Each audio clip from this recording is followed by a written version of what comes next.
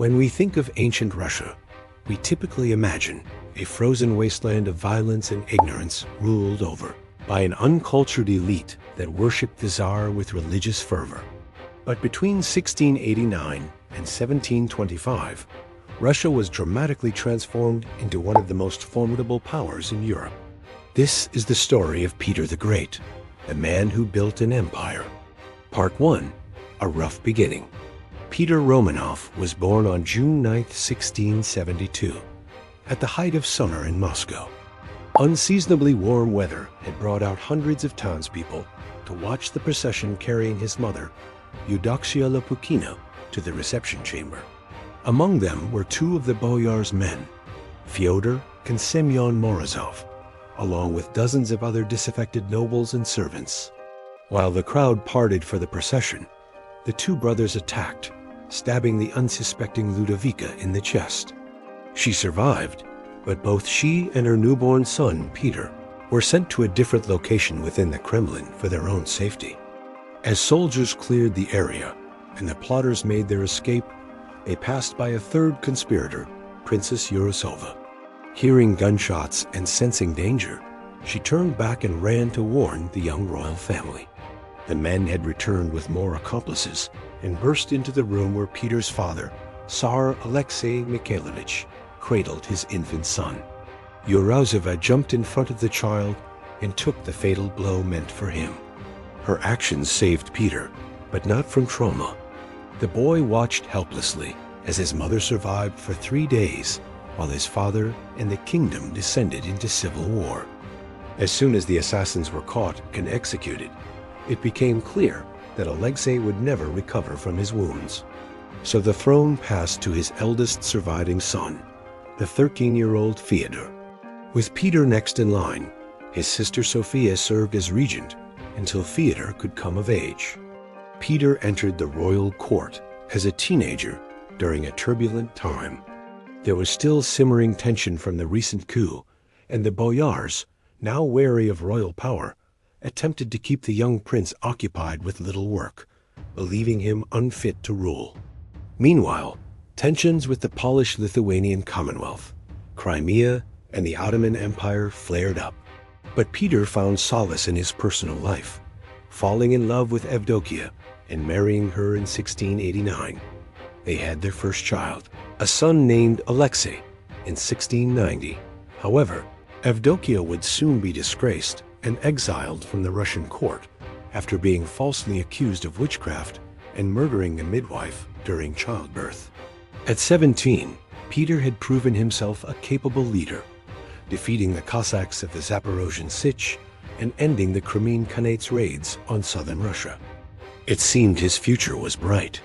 But in 1691, his brother Fyodor died under mysterious circumstances, possibly poisoned by his wife, and Sophia seized control of the government.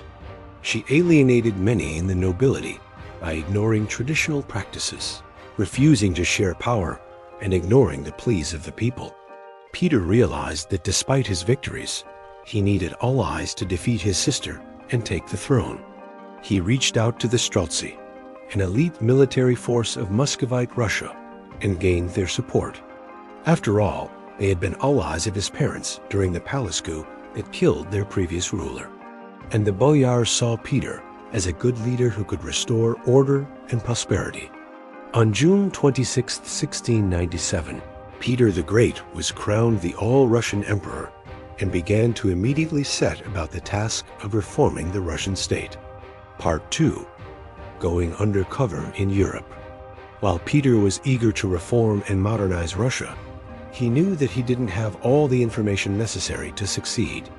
Instead of leaving the country's fate in the hands of advisors, he decided to go to Europe to learn about its inner workings. For 2 months, Peter traveled around France, England, Germany, and the Netherlands in disguise, meeting with leaders and visiting factories, museums, and scientific centers. He hired scribes to document what he saw so he could remember it better. But he also had a more devious plan. Knowing that as a disguised Russian prince, he might become a bargaining chip or prisoner, he created false identities for the people accompanying him. Most called themselves German merchants, but some were given completely different nationalities. Even his barber was told to respond only to questions about his trade. The group mostly avoided large cities, staying in smaller towns while they completed their mission. When they arrived in London, for example, Peter stayed outside the city proper and only visited once while wearing a nightgown and hat. That visit was enough to make him realize the power of navy, a tool Russia lacked entirely. To help modernize it, he recruited several English and Dutch shipbuilders. The knowledge Peter absorbed during his travels proved invaluable as he applied it to the government, economy, military, and culture of Russia. During his absence, his half-sister Sophia kept order and even fought against the Swedes in the Great Northern War, an effort to prevent Swedish domination of the Baltic states. When Peter returned to Russia, he continued waging war against the Swedes, further bolstering his prestige. The following year, in 1700, he founded a new capital city, St. Petersburg, to replace the aging city of Moscow and show off the gains made during his reign. Part 3. The Rise of a Superpower. St. Petersburg became the center of trade and culture in the Russian Empire, which had grown to include Ukraine, Belarus, and parts of Poland. In 1708, Peter built Russia's first newspaper printing press and began publishing the first paper, the Vedomosti. By 1713, Russia had its own stock company, the first in Asia or Africa. New schools and universities taught secular subjects rather than theology. Although he was a devout Orthodox Christian, Peter believed education should focus on subjects that benefited the state. In 1714, he established the Russian Academy of Sciences to advance learning and scholarship. The pace of development quickened too. Where Moscow had taken 50 years to pave its streets, Peter decreed St. Petersburg would do it in 5. He also reorganized the military, replacing the old system of ranks with universal ones. Regardless of social class, merit determined rank. Soldiers rose through the ranks based on their skills and courage, not connections or money. He modernized the Navy, turning it into the largest in the world, and reorganized the army along European lines. This was the first of many changes Peter made to bring Russia into line with Western standards. Peter had previously been reprimanded by the Orthodox Church for his treatment of women. He had 2 daughters with his wife, but he also had relationships with a number of men. His relationships with women were often tempestuous, such as with his second wife, Catherine I, whom he married in 1709 after divorcing his first. When Catherine gave birth to Anna, the heir to the throne, Peter left her and their daughter in charge while he went on a tour of the Russian Empire. Returning to St. Petersburg, he discovered that Catherine had fallen out with the nobility and started planning her escape. Peter banished her from the court, stripping her of power and having her arrested. Later, however, he would relent, making her a lady-in-waiting and reinstating her as empress. Their marriage remained rocky, though, and Peter had several mistresses. One of these affairs bore a striking resemblance to his first wife, giving Peter the idea of replacing Catherine with his mistress. He began a campaign of harassment against the empress, making accusations of adultery and forcing her to move out of the main palace. He ultimately divorced Catherine and married his mistress, Martha Skavronskaya, who converted to Orthodox Christianity and took the name Catherine II. As Peter grew older, he grew increasingly obsessed with making Russia into a modern European power. He commissioned architects, engineers, and designers to reimagine the country and its infrastructure. He promoted secular education, founded libraries and observatories, and even planned to construct the world's largest church.